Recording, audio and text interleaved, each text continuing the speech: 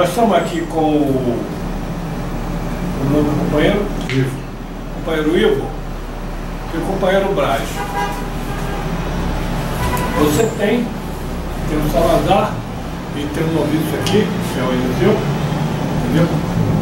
Mas a intenção aqui é extrair do Braz e do Ivo alguma coisa substancial do passado que eles têm na memória, que não são pessoas qualquer, são gente do povo, operário, assim como eu também sou operário.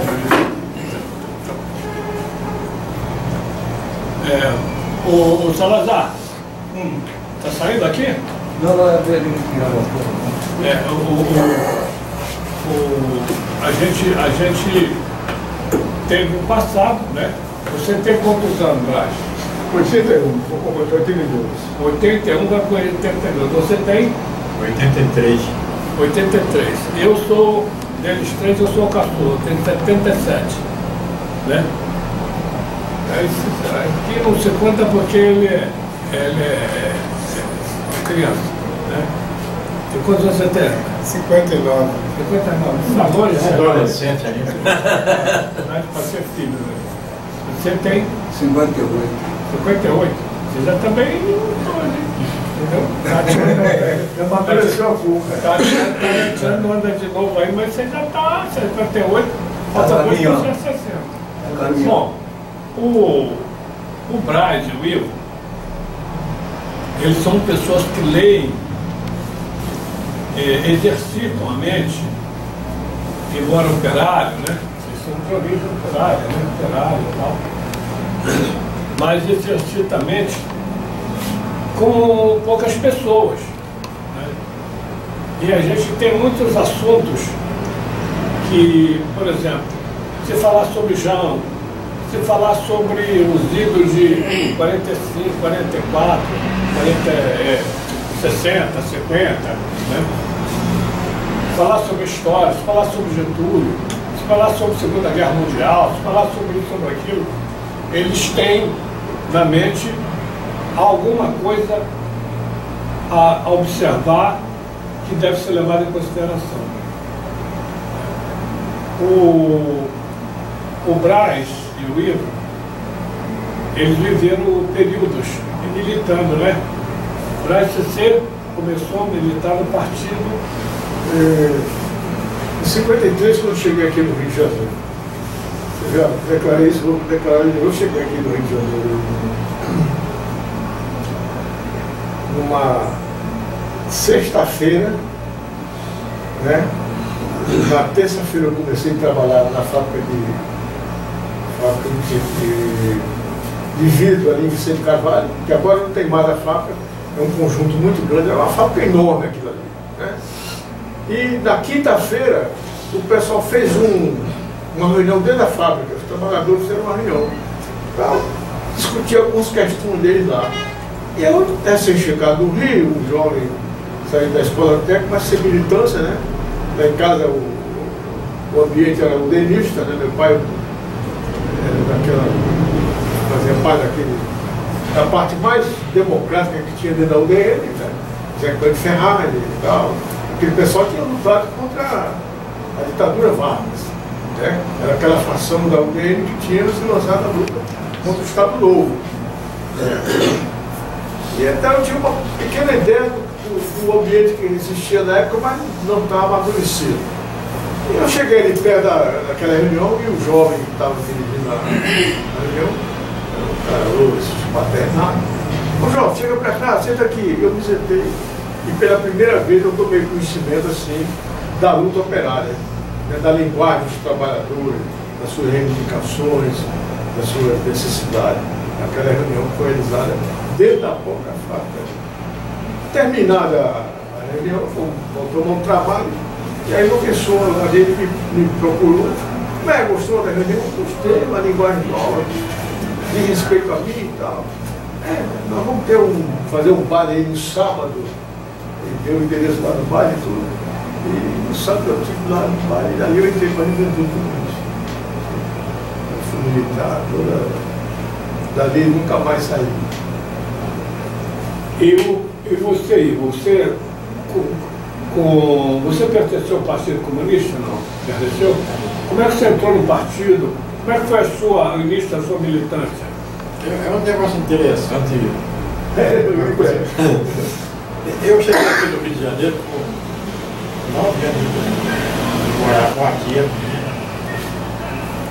que era uma pessoa maravilhosa, mas ela era membro da Assembleia de Deus e o marido dela era presbítero da igreja. E os meus primos, filhos dela, todos eles eram membros da igreja. Eu morava com ela e me tornei um produto do meio. Aí eu cantava no coro da igreja, cantei, depois ela criou uma banda musical, eu toquei também na banda e tal. Depois eles me botaram para ser professor da escola dominical da juventude. Eu tinha uma certa facilidade de expressão e tal. E dentro disso que era a gente saía do sábado lá para a igreja do Paulo Malafaia, Paulo Macalão, Paulo Leifas Macalão. Macalão. Então ali tinham, os missionários eram tudo estrangeiros. Era o Leonardo Peterson, que era sueco, mas tinha nacionalidade americana. Todos eles faziam, e aquilo a gente copiava aquilo e dava aula no domingo na igreja. Mas esse Leonardo Peterson, ele era um cara ultra reacionário. Então quando ele terminava aquele negócio aí sobre teologia, esculhambava com os comunistas. Ele só nos dizia que o comunista comia criança, o resto ele falava tudo. Só que aconteceu um fato profundamente contraditório daquilo que ele falava, que eu conheci uma família de comunistas lá na Penha, o José Floriano de Lima, velho carpinteiro do Arsenal de Marinha, e um dos responsáveis pela base do partido na Penha. Então, essa coisa que ele falava, esse cara está falando mentira, cara. Eu conheço uma família de comunistas, e eu fui até namorado da filha dele, ele está falando essas bobagens aí, isso é mentira. Mas parou, depois eu saí da igreja, já tinha lido várias literaturas sobre Marx, que ele me deu o estatuto do partido, eu já participava do movimento, a luta contra a bomba atômica, a luta pelo petróleo é nosso, eu participava disso tudo. Mas eu não era para exercer o partido, eu só entrei no partido em 1957. Já eu estava no setor metalúrgico e conheci vários companheiros do partido e tal, e me convidaram para fazer parte de uma chapa representando o partido, foi em 1957. Aí depois passei por uma série de processos de luta operária, participando do movimento grevista,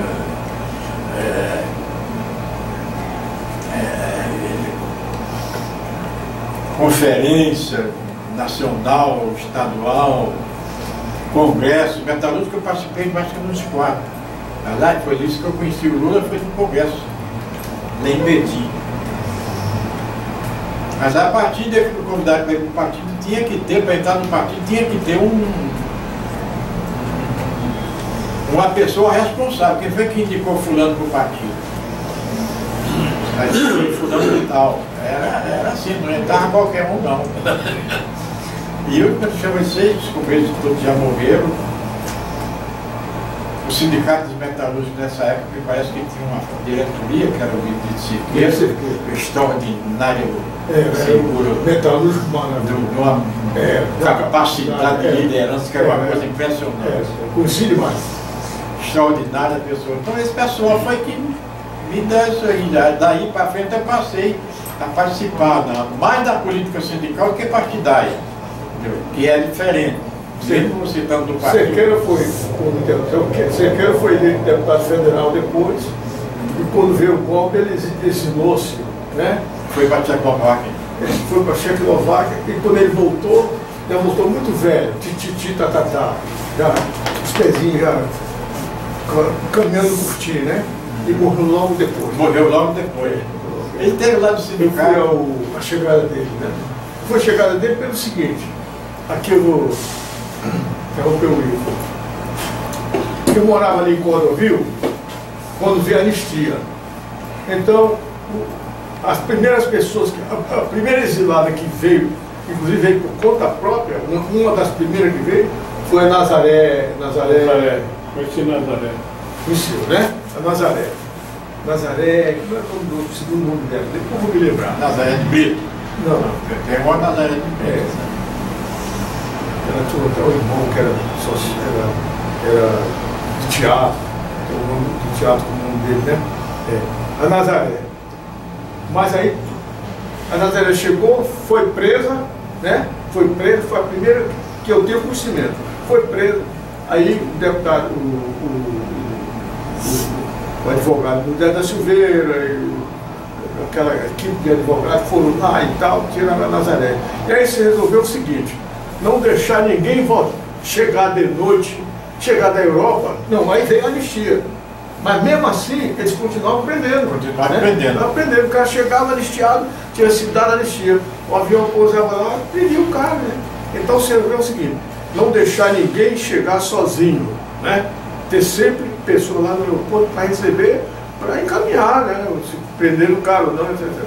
E aí eu presenciei chegadas assim, muito festivas. A chegada mais festiva que eu foi do Gabeira, né? Foi uma parcela da escola de samba lá da Mangueira, né? Da Mangueira não, Madureira. Madureira, o que é? Portela, da Portela, exatamente. Fui lá uma pegada da escola de samba lá, fizeram um festival no aeroporto, todo dia. Depois o Presto, o Brizola, a Raiz, uma função de gente. O que acontecia é o seguinte: como eu morava perto ali em Cordovil, e o pessoal não via, ele não viu todo no avião só. Porque um via da Suécia, outro via da França, outro via da Suíça, Portugal, do lugar, e viu com passagem das Nações Unidas. Então não podia vir todo mundo no mesmo avião. Aí o cara chegava às 10 horas, nós telefonávamos para nós lá em casa: olha, está chegando um avião que vai vir fulano de tal, né? A gente botava um cartaz com o nome do fulano lá e ficava esperando ele. Sou eu e tal, aí a gente sabia que era ele ali, então ele caminhava e tal. Zé Maria Crispim, quando chegou, foi direto lá para minha casa, ficou conosco lá em casa, quase um ano, 11 meses lá. E o cara chegava 10 horas, aí recebia, aí ia para casa. Daqui a pouco o telefone tocava, que ia chegar um avião 2 horas da madrugada com outro fulano que vinha não sei de quê. Aí eu e Maria, nós íamos lá para o aeroporto. A gente não dormia de noite. Era meia-noite, era 2 horas, era 3 horas, era 4 horas, toda hora. E a Polícia Federal, os caras até provocavam a gente lá: vocês não dormem não? Não tem o que fazer em casa não? Não, o que nós temos que fazer é aqui. Ele dizia para ele: não, o que nós temos que fazer é estarmos aqui. Ele não podia empatar que a gente fosse ao aeroporto, né? Já não havia mais ambiente para isso, né? Aí o pessoal chegava, quando tinha problema, nós telefonávamos para o doutor Mudé da Silveira, para uma opção de advogado, e eles aí encaminhavam lá as questões lá. Mas eu entrei quando eu entrei para o Partido Comunista, esses comunistas, todos eles já morreram. Todos já morreram. E eu fiquei, e foi um negócio interessante, quando a minha prisão foi em 1970. Mas eu fiquei o ano de 68, todo o ano de 68, respondendo inquérito lá na Bronx.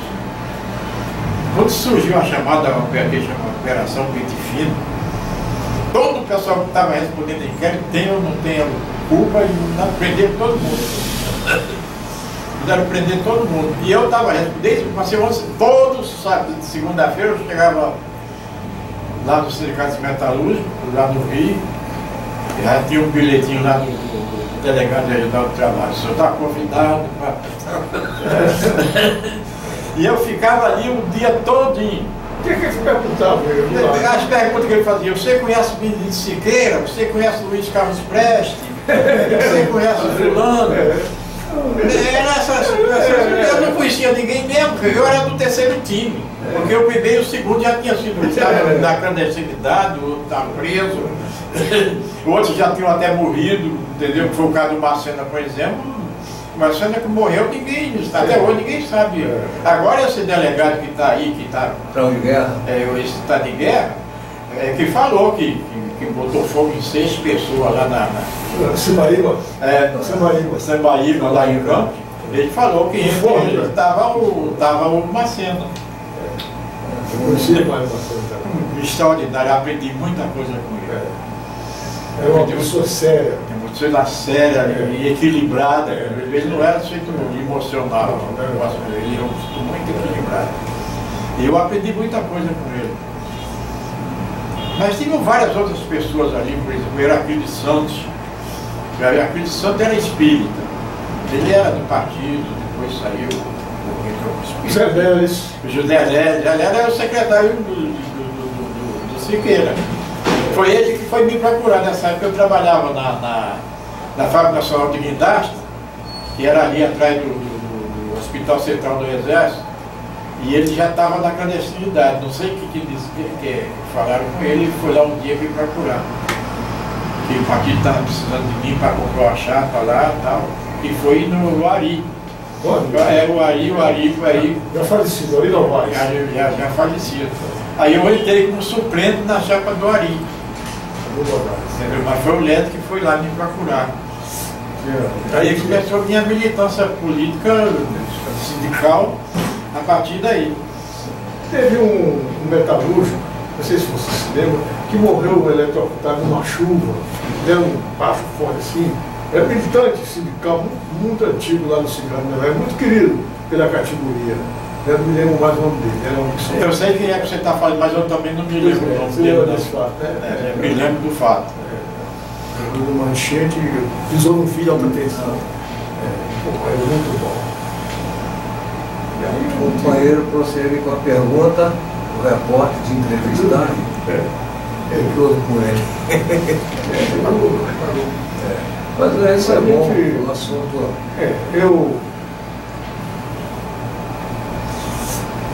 Esse tempo todo, né, eu também levei a minha companheira para a luta, né, Mariana?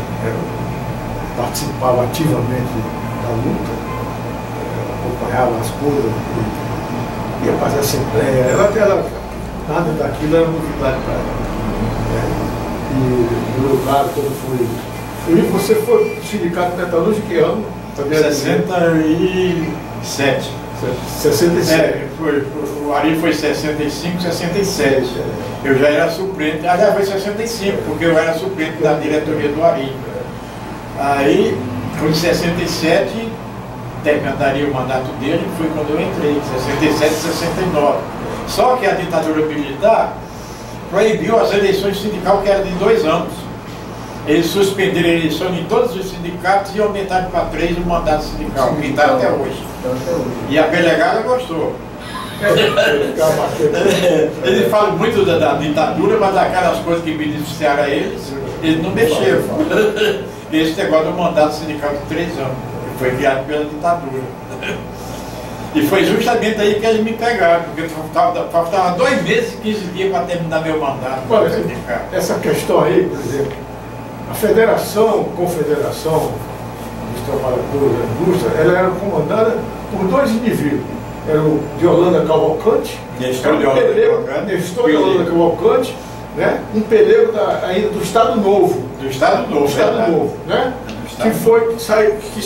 Que só saiu da Federação em 1963, o Belo Bastos, aquela gente nova que chegou ali na Federação, e o Ari Campista, que era um pelego também. Sindicato Químico. Encravado da luta sindical lá, levando todas as vantagens. Pois bem, essa gente, quando houve a ditadura militar, que eles cassaram o mandato, todos esses caras voltaram com privilégios. Ari Campista foi ser ministro do Tribunal do Trabalho. Do Trabalho, Tribunal do Trabalho. Ministro. Tribunal Superior do Trabalho. Isso. Tem um nome que dava lá, esse ministro lá, ministro que não é togado, né? Não, mas ele, quando ele foi ministro, ele já era togado, já tinha advocacia. E o de Holanda Cavalcante voltou para a Federação, morreu lá. Morreu a serviço da ditadura militar. Se viu o Estado Novo e morreu sem Serviço da ditadura, pessoal. E até os próprios, a gente fala muito dos caras do YouTube, mas até a própria esquerda também era pelega. Também, e que eram inclusive os mais perigosos. Na minha visão, eram os mais perigosos. Quer dizer, por exemplo, eu vou derrotar o problema aqui desse negócio do empréstimo que o Juscelino pegou do INSS para construir Brasília. Na construção de Brasília, o dinheiro acabou. Ele correu em cima do FMI para pegar dinheiro emprestado, o FMI não deu. O Tancredo Neves, que era o seu principal assessor político e conselheiro, aconselhou ele a não fazer isso, não romper com o Fundo Monetário. Juscelino voltou atrás, pediu desculpa e fez as pazes com o Fundo Monetário, só que não pegou dinheiro. Aconselhado pelo seu Tancredo Neves, é preciso que se diga isso, para ele pegar o dinheiro da Previdência Social emprestado, dinheiro do Fundo de Reserva da Previdência Social, que tinha isso também, muita pouca gente se lembra disso. A Previdência Social tinha um fundo de reserva que, em caso de uma crise brava, para não achatar o salário dos aposentados, aquele fundo de reserva era para isso. Foi justamente esse fundo de reserva que Juscelino meteu a mão para construir Brasília. Aconselhado do seu Tancredo Neves, preciso que se diga isso. Entendeu? Então esse dinheiro não foi pago. O que é a obrigação dos pelegos de esquerda do PTB? É exigir do governo trabalhista a reposição desse dinheiro da Previdência. Mas eles queriam era cargo. Uns queriam ser deputado, outro queria ser vereador, outro queria ser prefeito. Entendeu? Outros queriam cargo de cúpula, de tudo. De um modo geral, ele não queria mexer com o governo. Era se beneficiar dele. E esse dinheiro não foi, porque não houve nenhuma pressão para restituir esse dinheiro. E aquele dinheiro vai aumentando. Não, aquilo tem que ter correção. Quando chegou no governo do Jango, isso já ultrapassava os 30 milhões de dólares. E essa dívida vai crescendo, ela vai crescendo, ela vai crescendo. E esse rombo que está hoje na Previdência Social, a dificuldade que é a Previdência Social, é proveniente disso. É proveniente disso. Entendeu? O seu Juscelino, junto com o seu Tancredo Neves, e agora bota a parte do neto dele aí, dando um limãozinho, entendeu? Mas foi ele que fez isso, então esse dinheiro não foi pago. Aí veio a ditadura militar, passou o Jango IV, passou tudo, ninguém. E a dívida vai aumentando. Então veio a ditadura militar, o corte de também, é preciso que se diga também, que o financiamento dessa ponte de Niterói foi feito pelos bancos privados da Inglaterra. Mas a economia ficou no beco cada vez mais se afundando, e os bancos privados não deram mais dinheiro para a ditadura militar acabar de construir a ponte, que ficaram parece que 5 bilhões, depois chegou a trilhões, entendeu? Aí o que fez a ditadura militar? Pegou mais dinheiro da Previdência. Aí o rombo ficou maior ainda. Tirou dinheiro da Previdência. Depois fez um projeto de lei que não precisava mais pagar nada, que isso é finança do governo e que não tinha que pagar merda nenhuma. A própria Academia Brasileira de Letras também foi construída com parcela desse dinheiro da Também isso, muito bem ser lembrado. Também teve isso. E aí se tornou um vício para dinheiro emprestado da Previdência, porque a Previdência não era um banco. A Previdência não era um banco. Você está falando só a nível de Rio de Janeiro, né? Não, a Previdência é nacional. Eu sei, vocês estão falando desse benefício, mas só a nível de Rio de Janeiro. Ah, sim, tá. Tem lá a Transamazônica.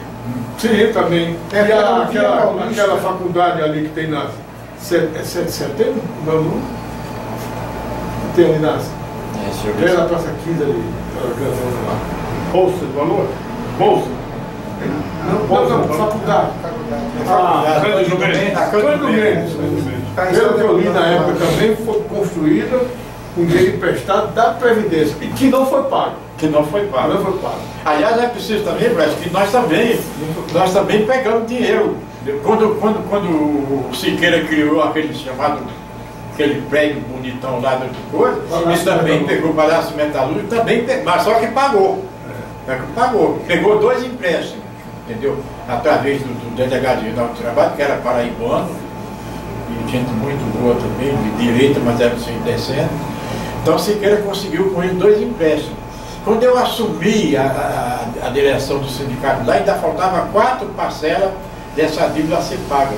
Quando você entrou o dinheiro do posto sindical, foi a primeira coisa que eu fiz. Peguei, era uma mixaria, entendeu? Aí eu peguei aquela hora do dinheiro do imposto sindical e paguei as 4 últimas prestações que estavam faltando. Mas o sindicato pagou, entendeu? Agora os outros medalhões safados que meteram milhões, ninguém pagou nada. O Cândido Mendes não pagou, né? Não. O que nós saibamos, não. Pelo que a gente leu na época e soube, não foi só ele, não. Foi muita gente que construiu as coisas ali. A Academia Brasileira de Letras, o Cândido Mendes, viu? E tem uma outra ali, um prédio que tem na rua Santa Luzia, um que é redondo lá, que era a CAPEM. A CAPEM também fez aquele prédio com dinheiro da Previdência Social. E aí a Previdência não aguenta, né? Porque a Previdência tinha um fundo fundo de reserva. Esse fundo de reserva dava juros. Exatamente. Esse fundo de reserva ele fornecia juros para a Previdência, que ajudava no déficit, essa coisa toda aí. Né? Então, esse trabalho, quer dizer, nós vamos eleger agora um deputado. Eu estava aqui dando uma cochilada porque ninguém de pé. Mas nós vamos eleger um deputado e vamos botar para derreter em cima disso. Essa dívida não pode morrer. Tem que fazer um levantamento dos devedores da Previdência, entendeu?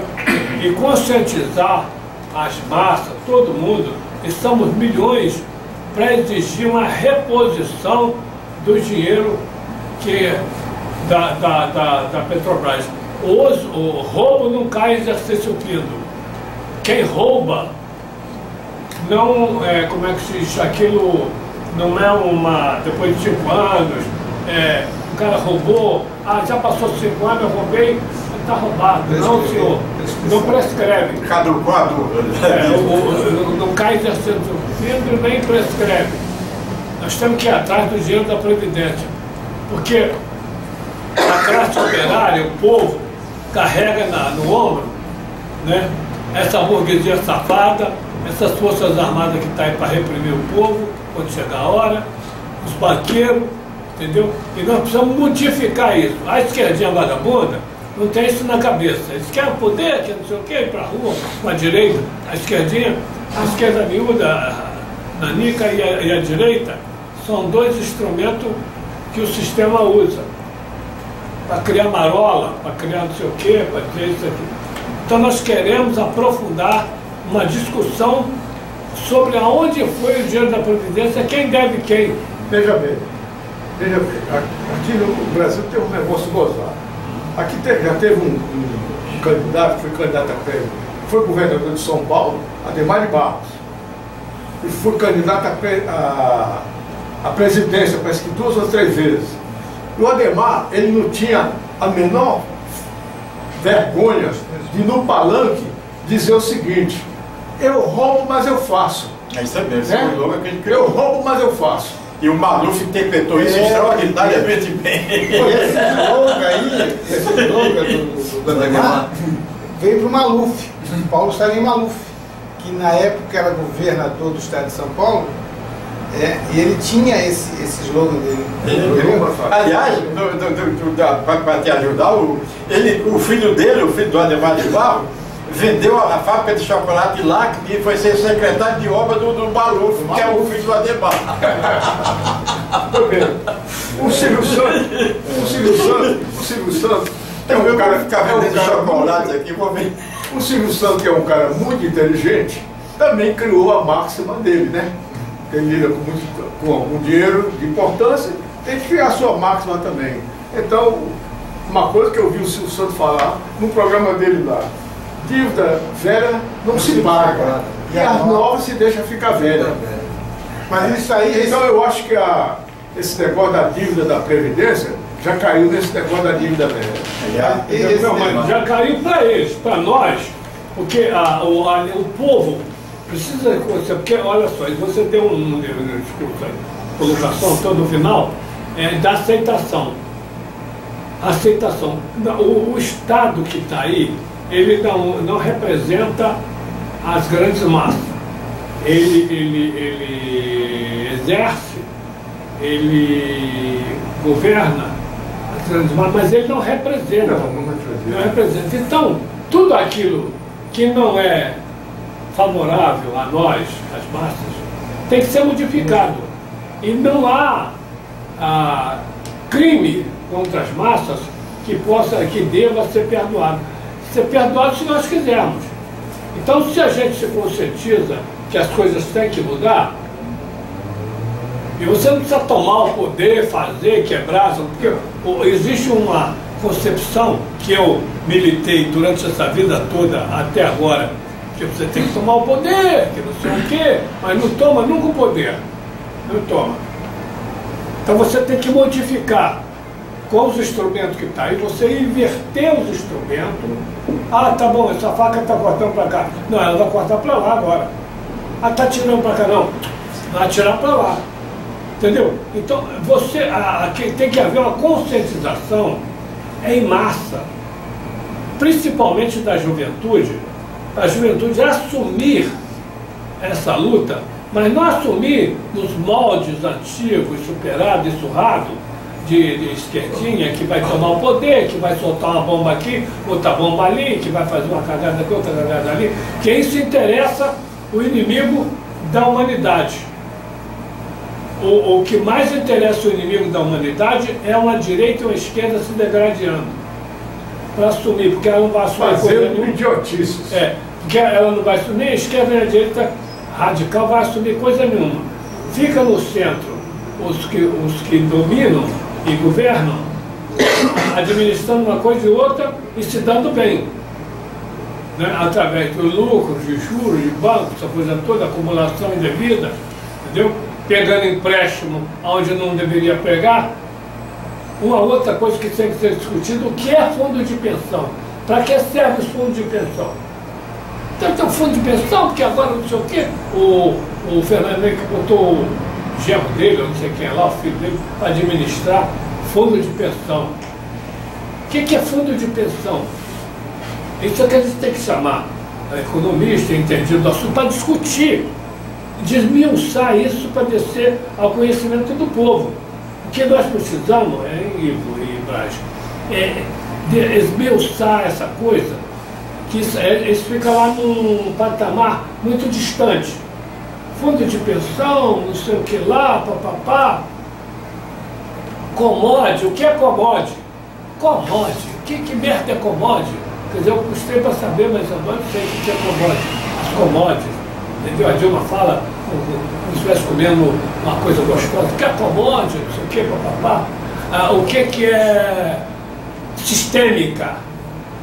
Não sei o que é sistêmica. Quer dizer, uns termos, a terminologia de difícil interpretação do povão. E o povão está aí para votar e tal. Vem votar, tem que votar em quem? Qual o vagabundo que a gente vai eleger? Ou a vagabunda, né?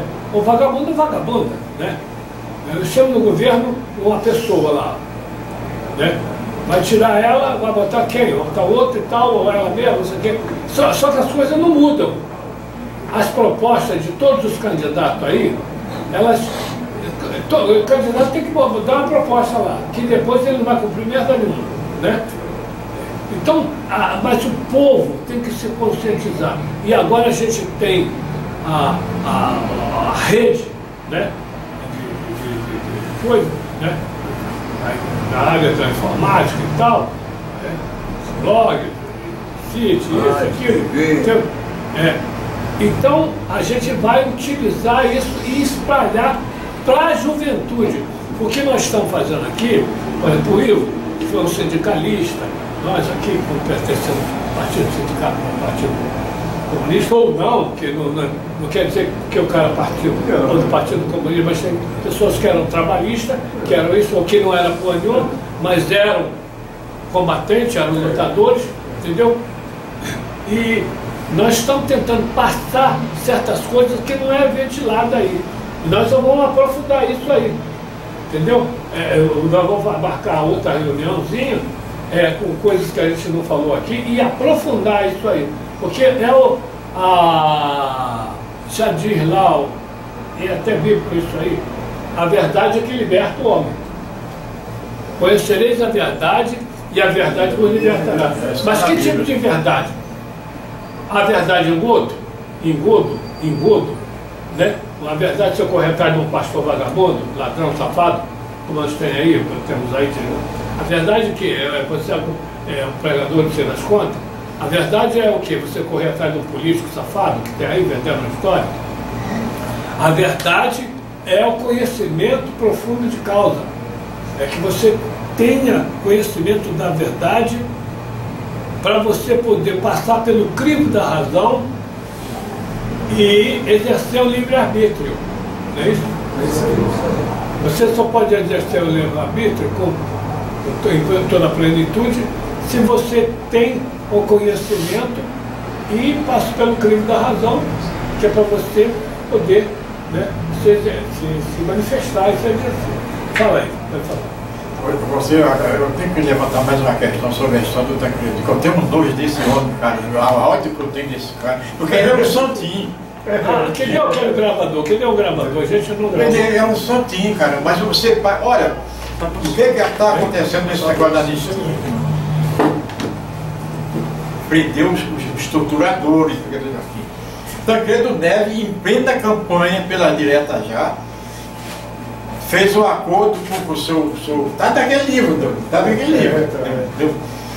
Ele fez um acordo com o Figueiredo, dizendo que os crimes da ditadura não iam ser punidos desde que ele fosse eleito e o Figueiredo deixasse ele tomar posse.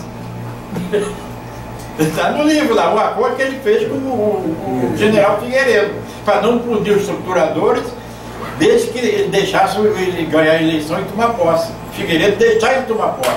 Gente, isso é um cidadão que é um Deus no Brasil. Está lá no livro, você leu aquele livro. Eu tomei nota e guardei aqui.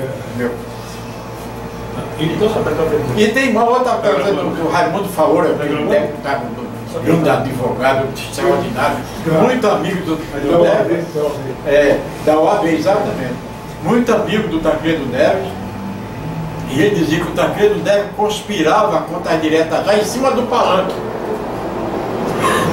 Ele dava 2 passos para trás e conspirava contra a direta já. Bem palanque lá defendendo as diretas, ele dava 2 passos atrás e estava defendendo a ditadura. Eu li a biografia talvez o maior canalha que esse país já teve aqui, o maior de todos os canalhas, o maior canalha que esse país já teve aqui, que foi o Assis Chateaubriand. E essa aí também de outra geração, mas pior de todos foi ele mesmo. Um furibundo. Então tem um texto na biografia do Chateaubriand, tem um texto que o Chateaubriand vira para o Tancredo e fala assim: doutor Tancredo, agora nós vamos apunhalar pelas costas o povo do Maranhão. E ele aí se candidata a senador pelo Maranhão. Esse poeta maranhense, esse que tem um cabelo comprido aqui, mora aqui no Rio há muitos anos. Eu sei que agora que eu me esqueci o nome. Eu tenho que anotar esse nome, porque às vezes eu me folga, é muita coisa, né? E aquele camarada que foi deputado federal, foi cassado, que foi presidente foi diretor da revista Terceiro Mundo, aquele que tinha umas próprias. Ele morreu há pouco tempo agora. Eles eram estudantes na época, os dois. E foi deputado? Foi deputado federal. Eu sei que foi. Neiva Moreira. Neiva Moreira. Me lembrei que eu me lembrei do nome da menina, Neiva Moreira. E o outro era esse poeta maranhense. E mais outros companheiros daquela época, garoto daquela época, rapaz. O Chateaubriand levou para lá um caminhão de revistas, de propaganda da campanha dele lá. E ele não tinha onde guardar o caminhão, colocou o caminhão na praia, numa praia lá de Coisa. E o Neiva Moreira, esse poeta, souberam, tá lá na biografia escrita lá, souberam que o caminhão estava cheio, parado lá na praia, cheio de propaganda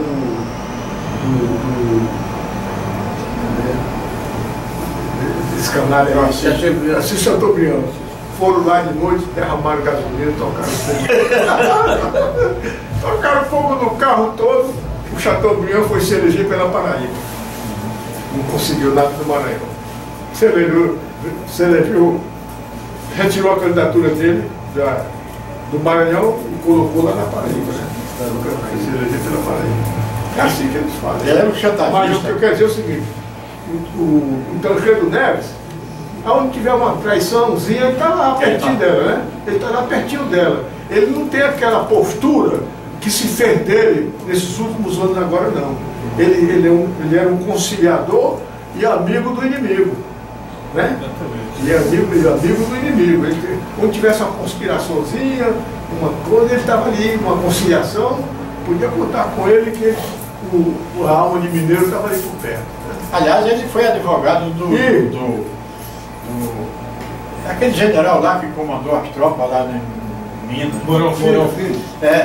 Não foi o Mourão Filho, não, foi o outro. O coisa era da região, ele era o comandante do exército aqui de Belo Horizonte. Do segundo exército? General. Terceiro exército? General.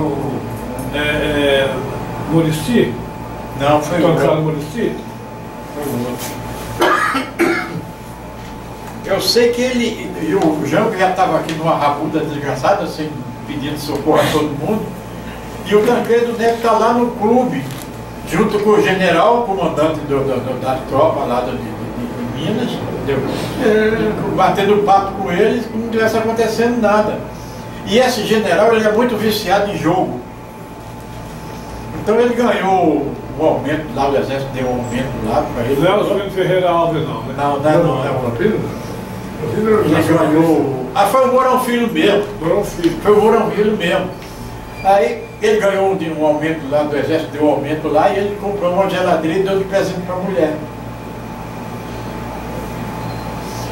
E aconteceu um fato que ele foi lá pro clube jogar, que ele era viciado pra caramba em jogo, né? De poker.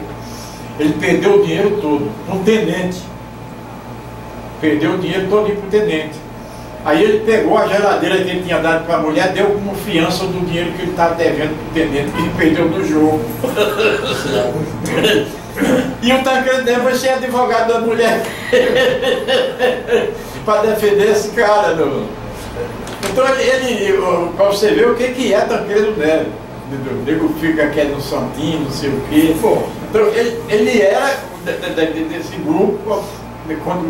Aliás, teve um outro caso interessante também, que esse tenente, no serviço dele lá no plantão dele, roubaram um peixe lá da cozinha, do restaurante, lá do quartel. Aquilo deu um bocó danado, mas depois taparam. Aí ele ficou puto da vida, aquele dia o tenente tinha dado uma rapada do dinheiro dele lá no jogo, ele abriu um inquérito que foi conhecido como o inquérito do peixe. Para enquadrar o tenente. E o Tancredo Neves, parte integrante dessa quadrilha de canalha.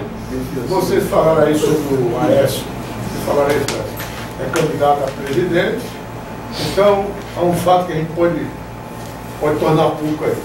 O Aécio, quando era estudante, ele foi ao Festival da Juventude de Moscou, né? Ele foi ele era um dos estudantes mais destacados na época, porque era da família dele lá, essa coisa toda, né? E ele foi para Moscou, o Festival da Juventude lá. E lá em Moscou, ele faz um discurso maravilhoso, uma coisa brilhante mesmo. Eu tinha esse discurso em casa, né? Pois é, pela internet você pode pegar isso aí. Quando ele, bom, aí a projeção, a imprensa pública internacional, ele chega aqui no Brasil, dando um aperto. Ele faz um discurso dizendo tudo. É igual quando tem um avô, Então, mesma coisa. Essa coisa tem que ser dita, porque é importante que as massas saibam como o cara muda de ponto de vista. Com uma pressão qualquer, o cara muda, né? Ele não sustenta o que diz, né? É como se o doutor Fernando Henrique Cardoso, o presidente Fernando Henrique Cardoso, que ao ser eleito, disse o seguinte: esqueçam tudo que falei como sociólogo e que escrevi, né? Então, são as pessoas desacreditadas, não merecem crédito, principalmente por nós, o povo, que levamos em conta, muito em conta, a questão da dignidade. Mas é isso mesmo. Mas aí vem aquela velha frase aqui: se você quer conhecer o caráter de um homem, deve-lhe o poder. Aí muda tudo. Escolheu um negócio. Agora, o Assis Chateaubriand, quanto àquela parte dele que ele vinha da Inglaterra, né? Ele deu uma pedra preciosa para a coroa da rainha, como foi? Ele era um sujeito, ele era o imperador do Brasil. Ele era considerado imperador. Ele era um homem sem seu mínimo de postura, de dignidade. Por exemplo, ele tinha ele foi o cara que criou o slogan "Dei asa ao Brasil", que a aeronáutica não tinha, ainda na época não tinha avião. Ele ajudou a contribuir para criar a aeronáutica. Ministério da Aeronáutica. Porque quem tinha avião era a Marinha, né? Né? Era a Marinha e o Exército. E o Exército que tinha. Depois que a aeronáutica, aí ele criou o slogan "Dei asa ao Brasil". E ele fez uma campanha muito grande acerca de compra de avião, essa coisa toda. Só está lá no livro, escrito pelo Fernando Moraes. Quem quiser ver se eu estou mentindo, é só pegar o livro e ir lá e olhar. Está lá no livro. Tem uma porção de avião que foram vendidos 2, 3 vezes. Ele, né, vendeu 2, 3 vezes para a aeronáutica. Entendeu?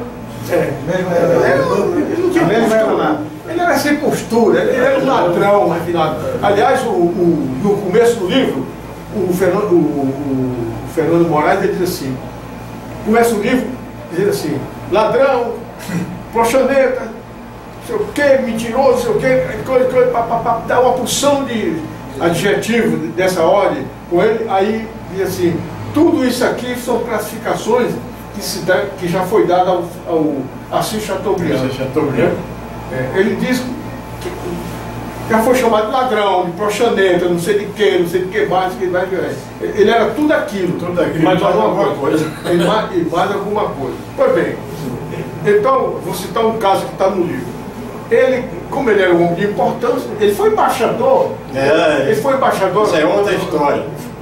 Foi embaixador na Inglaterra e botou mais uma pérola na coroa da rainha. Aliás, eu fui um show do João do Vale, aquele que parecia um toco, descalço lá no Maracanã, gritando, e o João do Vale cantando lá o coro e dizia assim: no Brasil nós temos tantos mil tuberculosos, no Brasil nós temos tantos não sei o quê. Foi dizendo a moléstia que estava consumindo o povo. Enquanto isso, o embaixador Assis Chateaubriand doou para a coroa da Inglaterra um diamante, o maior diamante que tem na coroa, no valor de não sei quantos milhões, que ajudaria a eliminar toda essa doença do povo brasileiro. Era essa qualidade de gente que nós tivemos no poder. E tem uma qualidade de gente, né, que também teve no poder, que não era assim, mas era bem próximo disso aí. Né? E que eu não estou me sentindo satisfeito nos meus últimos dias de vida de vê-los voltar. O governo Lula, o Lula disse uma coisa muito interessante: é preciso fazer pressão no governo. Nós não temos um povo politizado que faça pressão, aí o governo não tem como tomar determinadas atitudes, porque não é pressionado. Quem pressiona é exatamente quem não precisa. Porque a pressão de cima para baixo. O banqueiro pressiona, de cima para baixo. os empresários pressionam, o agronegócio pressiona. Nós temos que ter na ideia que o governo é simplesmente um administrador. O camarada, quando vai lá para dirigir a nação, ele não é dono das propriedades. Ele vai administrar tudo, a riqueza nacional, né? As leis vão derimir os conflitos e ele está no meio de tudo isso aí. E as pressões é que fazem ele avançar, ou se mobilizar, ou dar para trás. E as organizações, aí vamos para o meio sindical agora, que a gente viu o sindicalismo nosso surgiu lá dos idos, né, com os anarquistas, essa coisa dos italianos, espanhóis, lá, nós tínhamos os comunistas e os trabalhistas, né, que se revezavam, que se confundiam, que participavam. Né? Aliás, os pelegos daquela época deixam saudade nos sindicalistas de hoje. Né? Os pelegos daquela época, claro, você tinha o Alicapista, que era o filho da puta, mas tinha o Joaquizão, que era meio barba e tijolo e tal. Mas os outros sindicalistas, que o pessoal chamava de pelego, tinham uma certa correção, né? Os sindicatos eram até fortes e tal, estava aquém do que a gente precisava, mas eles eram aparentemente muito menos ruins do que o pessoal de hoje, que são sindicaleiros. Os sindicalistas de hoje, eles são pessoas que estão lá para garantir o emprego, que você ganha na oficina, ou lá onde trabalha, ou no escritório, 3 mil ou 4 mil, no sindicato você pode ganhar 7 mil, 8 mil, e não sei o que lá, e mais toda uma parafernália de vantagem disso e daquilo. Então você não tem uma classe operária organizada, consciente, né, para até revezar e tirar e botar lá os sindicalistas. O cara se perpetua ali por N ardil, inclusive matando uns aos outros, porque o sindicato dá dinheiro e eles fazem até assassinam uns aos outros para poder chegar lá. Não é isso?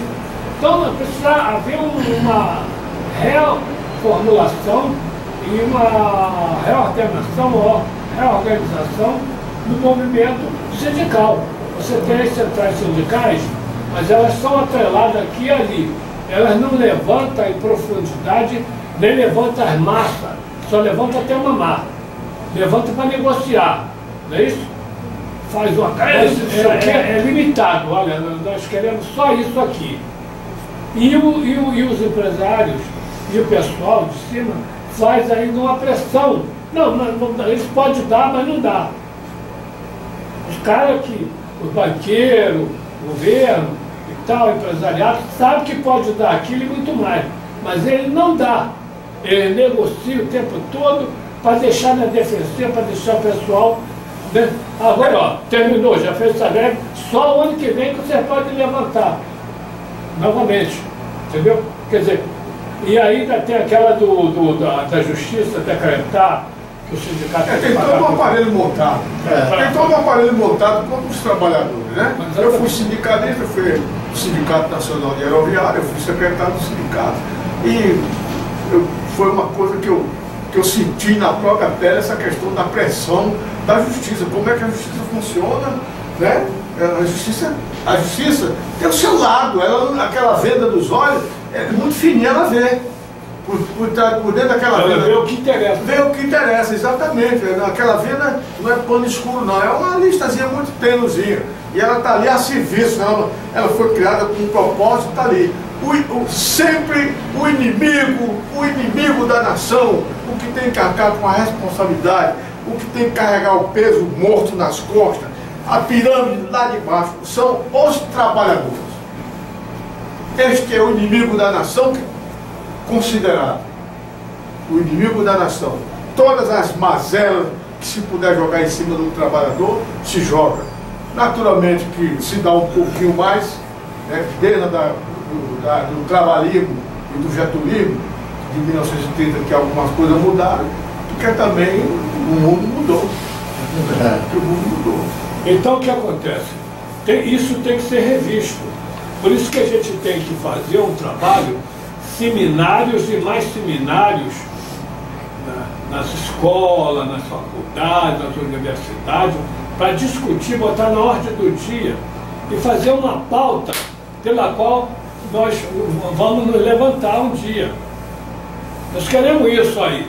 Ah, vou botar o exército, bota o exército na rua. Se você tem uma massa, se você tem, nós somos 180 milhões, né? Somos agora Quase 200 milhões. quase 200 milhões. Se você tem 20 milhões ou 30 milhões de conscientizados aí, bota o exército na rua. Nem mesmo. Olha, eu vou te dar uma ideia do negócio sindical. Os anarquistas que fizeram um trabalho fantástico, isso não pode negar. Vocês podem pegar o livro do anarquista português que fez Alvorada Operária. Então, o que queria o sindicato? A nossa luta era sempre essa: liberdade e autonomia sindical. É a nossa maneira de luta. Mas aí Getúlio criou a consolidação da lei do trabalho, que, a meu juízo, inviabilizou tudo isso que a gente estava querendo. Você lê a consolidação da lei do trabalho, inviabilizou totalmente isso, apesar de continuar lutando por ela. Eu mesmo continuo. Mas os sindicatos, esse sindicalismo de hoje é o vício do passado, da história do sindicalismo do Getúlio. Porque naquela época existia um sindicato por cada região, não era por estado, cada região. A região norte tem um sindicato patronal e um sindicato operário. O sindicato metalúrgico, o sindicato patronal. O sindicato do comércio, o sindicato também patronal. Então o sindicato era assim. Mas o Getúlio achou por bem aumentar o número de sindicatos. Dividir para reinar. Dividir para reinar. Então criou-se o chamado sindicalismo amarelo. Na Constituinte, todo presidente de sindicato era deputado, só não podia votar contra o governo. Aí todo mundo queria ser dirigente sindical, porque até então ninguém queria, porque não era remunerado, não tinha valor nenhum. Aí quando o Getúlio começou a nomear o presidente do sindicato para Constituinte, meu amor, aí começou o pau quebrar. E está até hoje assim. Esse sindicalismo de hoje é o reflexo do sindicalismo do passado, da ditadura de Getúlio. Veja bem, os trabalhadores, sempre, os sindicatos de trabalhadores, sempre tiveram uma posição muito política frente à política nacional. Emitiam opiniões, né? Emitiam opiniões, e mesmo não podia ser, o sindicato não pode ser dissociado da política, porque senão o que é? É um escritório. Passa a ser um escritório. Né? Mas bem, mas aí, depois da última Constituição, apareceram uns sindicalistas em São Paulo que criaram o chamado sindicalismo de resultado. Né? Sindicalismo. Chamada Força Sindical com a Medeiros. Esse vagabundo Medeiros. Esse aí transformou. Antônio Medeiros, né? Medeiros e. É secretário do trabalho lá, faz parte do Ministério. Ainda está vivo. O Medeiros. Ele é do governo desse cara lá, da Justiça do Trabalho. É um renegado. Da Justiça do Trabalho lá de São Paulo. É um renegado do Partido Comunista. Teve Moscou, fez curso e tudo. Ficou 5 anos lá. É um renegado. E depois descobriu ele, Paulinho e mais o Joaquizão. Vicentinho. Quem? Vicentinho. Não, Vicentinho acho que é da CUT. É da CUT. Já Vicentinho já é de outra coisa. Mas esse pessoal aqui que eu estou citando, o Medeiros, o Joaquizão, o Ageu, que é chefão da então esses caras criaram o chamado sindicato de resultado. O sindicato de resultado, o trabalhador que não tem consciência, ele embarca com facilidade no negócio desse. Deu calor, perdi uma coisa que exatamente, não vou esperar por questões políticas, não. Eu quero dinheiro. E pega o dinheiro e chega bem ali na frente, quebra as duas pernas. Porque o dinheiro não tem muita importância se ele não é aliado às conquistas sociais, às conquistas trabalhistas mesmo, né? Até algumas conquistas humanitárias que tem que vir no bolso do negócio também. Então, quando se discutia as pautas trabalhistas, tinha uma série, uma gama muito grande de conquistas que vinham dentro dos salários. Com o sindicato de resultado, essa gama de coisas desapareceram. Não, o sindicato é só o salário. Sabe o que é o resultado disso aí, por exemplo? Eu vou citar o sindicato de aeroviário, que era um sindicato forte, que tinha uma sede própria na Presidente Wilson, né, no 5º andar e 4º andar, do prédio todo. Entendeu? E um dia desse eu fui lá procurar lá o sindicato, que eu precisava me deu de qualquer coisa. Quando cheguei lá, não é mais aqui não. Aí o papai me deu o endereço, é uma sala menor do que esse aqui. Um cubículo menor do que o tamanho dessa sala que nós estamos aqui. O sindicato é resultado daquilo lá. Eu também. Perdeu todo o patrimônio, perdeu o seu acervo, perdeu a sua postura de sindicato. Não passa agora no sindicato e resultado eu nem sei se nem isso. Agora, Vélez, tem um negócio desse sindicato. Eu cheguei à conclusão no meu maneira de observar as coisas, que só existe sindicato no Brasil e em qualquer lugar do mundo de acordo com a consciência de classe da classe operária, o que no Brasil não existe. Eu dou um exemplo disso, que o sindicato metalúrgico, que eu fui secretário-geral lá, e tem o IBGE faz que era de 33 anos que ele fazia, e aquele relatório, o sindicato metalúrgico chegou a ter 185 mil trabalhadores, com 8.300 fábricas. Aquele sindicato tem uma arrecadação maior do que muitas prefeituras daqui do interior. Entendeu? Agora, o nível de sindicalização, o que é o povo valorizado? Através das suas instituições. Os sindicatos metalúrgicos não passavam de 5%. Desses 185 mil trabalhadores, só 5% que era sócio sindicato. Você vê que agora onde que está a organização. Entendeu? O que tinha mais uma coisa que já é um sindicato de pequeno burguês, que é o sindicato de bancário, o Ivan falava em 35%, é mentira. Nunca passou de 8%. Só no sindicato dele, que era o sindicato, o cara que é do Banco do Brasil não perde emprego, quem trabalha na Caixa Econômica não perde emprego. Então fazia greve, parava e ainda recebia o salário de dia de greve e tudo, mas tinha 8%, nunca passou disso. O Ivan estava falando em 35%, é mentira dele, porque eu tenho o relatório do IBGE, tinha tudo isso. De todos os sindicatos, não era somente do Lula. Agora, quando eu fui preso em 1970, a orientação que o partido me deu foi de tudo quanto é documento que falava sobre política, para mim dar sumiço naquilo.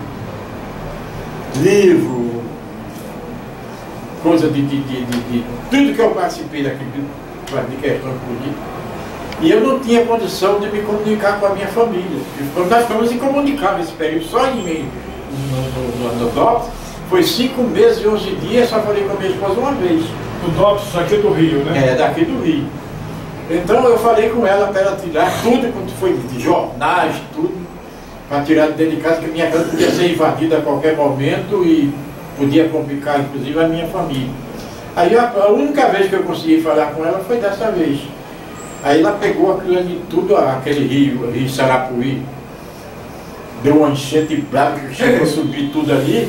Ela pegou a enchente do rio, pegou aquele valão, jogou tudo de rio abaixo, voltei da cadeia, não tinha mais nada. Mas eu tinha esse relatório do IBGE.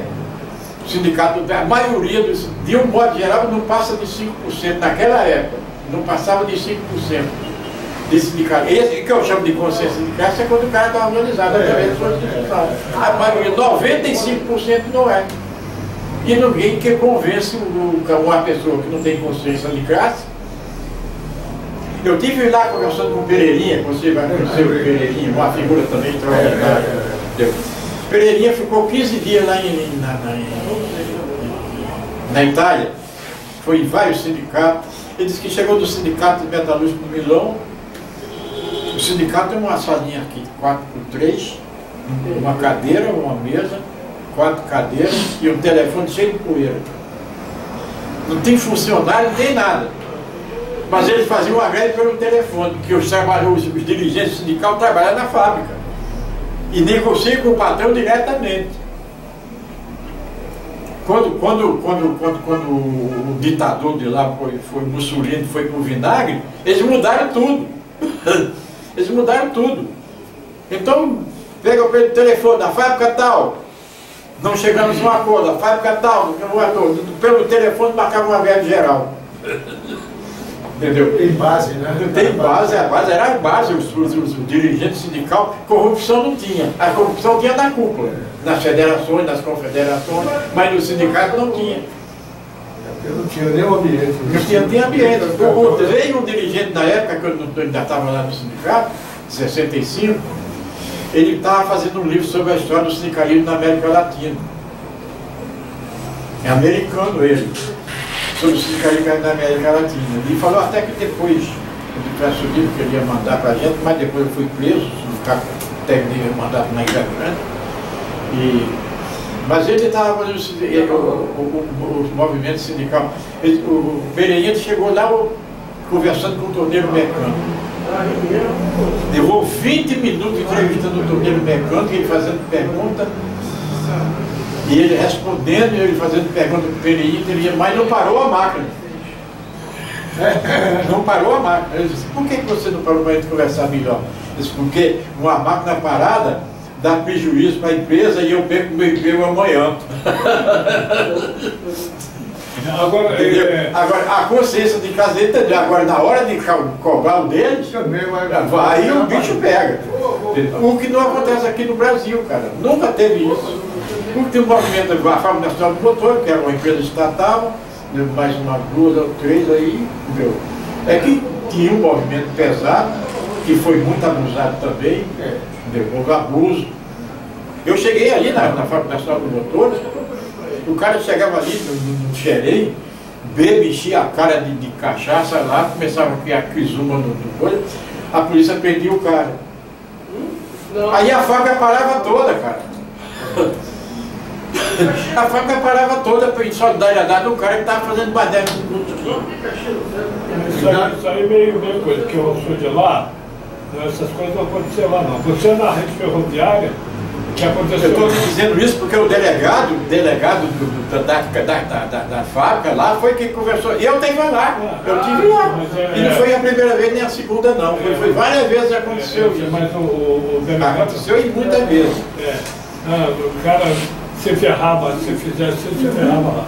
A fábrica não parava por causa disso não. Ali tinha a direção, mas o partido ali, olha, eram lugares que a fábrica que tinha um nível de organização política razoável, estava longe ainda. Se não tivesse havido o golpe, nós tínhamos avançado mais ainda.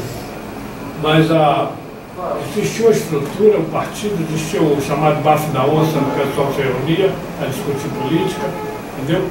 E era um negócio assim bem... Mas vamos lá, o que está faltando no país e em toda a parte do mundo, porque quando a gente discute aqui embaixo esse rame-rame, a gente deixa de cima o inimigo principal, né? Os banqueiros internacionais, o empresariado internacional, os donos das empresas multinacionais dominam, exercem e fluem, entendeu?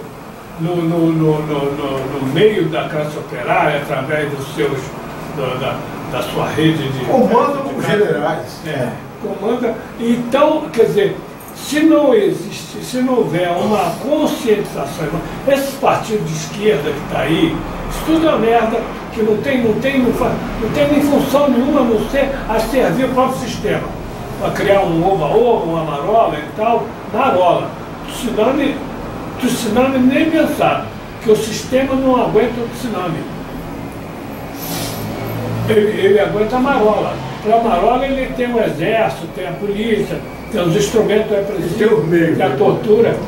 Mas tsunami não tem exército, nem marinha, nem aeronáutica que enfrenta o tsunami. Mas para ter o tsunami tem que ter massa consciente, que as pessoas tenham consciência, conhecimento de causa e saber o que fazer. Conhecimento de causa, como teve o povo argelino na sua libertação. Vietnamita. Como fala sobre o povo argelino? O povo de Argel, a guerra de Argel. Sim, diz lá. A Argélia foi colônia da França mais de 150 anos. Mais 150 anos, é isso mesmo. E aí tem um negócio interessante, que lá o povo é muçulmano, o povo não come carne de porco nem bebe vinho. E eram exatamente os dois produtos que eles cultivavam na Argélia. Carne de porco e plantação de vinícola, fabricação de vinho. Aquele descendente de argelino, de franceses, gozavam de todos os privilégios que o colonizador dispõe para ele. E o povo argelino era um povo de quarta categoria, como é ainda hoje no Brasil uma parcela muito grande do nosso negro, né? Que não tem direito a nada ainda. Bom, só que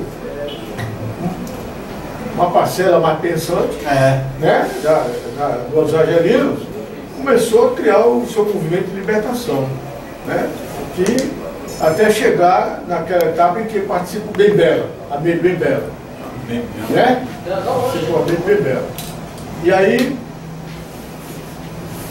o governo de Argel convoca os paraquedistas franceses, eles vêm para Argel e destrói completamente as organizações que tem em Argel. Destrói tudo. Não. A França, né? É a França, destrói tudo. A tortura, explosão de casa, assassinato de tudo quanto foi forma. Bom, agora o inimigo está liquidado, né? Aquela, como é que dá o nome daquela verba que dá, que fica se botar para fora, mas ficar uma juntazinha. Eu me esqueci agora. A solitária, né? A solitária é chamada como solitária. Eu estou me lembrando porque o general Mansur, ele falou, liquidando na solitária e não deixamos nem um osso. Mas, na luta do povo, quando a coisa chega, se generaliza e chega à consciência, é um negócio, é isso que você está falando. Um dia, sem ninguém comandar, não se sabe a razão até hoje, o povo de Casbah, né, desce de Casbah, do subúrbio, e invade Argel, e faz a revolução, tira o Bembela da cadeia, sai diretamente da cadeia para assumir a direção da Argélia, né? É o fato histórico mais importante do que a consciência, o que a consciência pode levar um povo a decidir rapidinho, é a guerra de Argel. É o fato mais importante. Nós somos contemporâneos, Wilson, nós que nascemos no século passado, somos contemporâneos de coisa muito importante. Eu fui no sábado agora um passeio, entrei no ônibus lá e puxei uma conversa com uma senhora lá. E ela me respondeu de maneira assim, muito sábia. E eu fui lá, então, quando eu voltei, eu disse a ela assim, olha, eu vou dizer uma coisa para a senhora. Nós somos contemporâneos da penicilina, né? A penicilina é de 1939. Nós somos contemporâneos da penicilina, do automóvel, do avião, da televisão, de uma coisa fantástica que é o chips, né? Que deu aí o, né? O computador e tudo mais. Também somos contemporâneos de Ho Chi Minh, Mao Tse-tung, e ela aí foi completando os personagens da nossa época, que eu achei interessante, né? Fidel, não sei o que, o Che, então, nesse século passado, houve uma revolução, assim, um avanço muito grande do pensamento humano, né? De tal maneira que surge um Adolfo Hitler e surge o Stalin ali também, né? Surge um e surge o outro. A história cria ponto e contraponto, né? Que nos livra do nazismo. Porque a guerra é perdida lá em Kursk, na cidade de Kursk, ali, em Stalingrado. Ali o exército alemão levou a cacetada e começou a se defender e recuar até Berlim. Não foi lá na Normandia, não. os aliados quando invadiram a Normandia. A Normandia é uma segunda frente que, como Winston Churchill dizia, deixa que os russos e os alemães se liquidem, depois nós liquidamos o que sobrar. Só que ele não contava que os alemães iam fazer o Estado que fizeram na Inglaterra. Né? Mas bem, aí já é outra história, já é a história dele. Estava falando de Argel. Quer dizer, houve um trabalho, uma conscientização, né? Que aí é que entra o problema daquela coisa muçulmana, né? Da convivência, daquela coisa deles ali e tal. E o lastro, porque é uma como é que se diz? É uma sociedade que pensa até, por exemplo, os judeus, eles têm sempre se organizaram durante a vida no mundo, né? Tendo a sua, sinagoga, né? Ali sempre fechado. Nós somos um povo aberto. Entra o chinês aqui, entra o alemão, faz o que quer, rouba e tal, dá um tapinha nas costas. Quando o cara fala enrolado, as pessoas logo ficam, puxa, ele deve ser importante, o ladrão, né? Agora está vendo, hoje prenderam um cara aí nigeriano, estava dando golpe, né? Negócio de coisa, tentando pegar dinheiro do empresário para pegar um dinheiro que disse que tinha não sei quantos milhões, sei que, prenderam ele.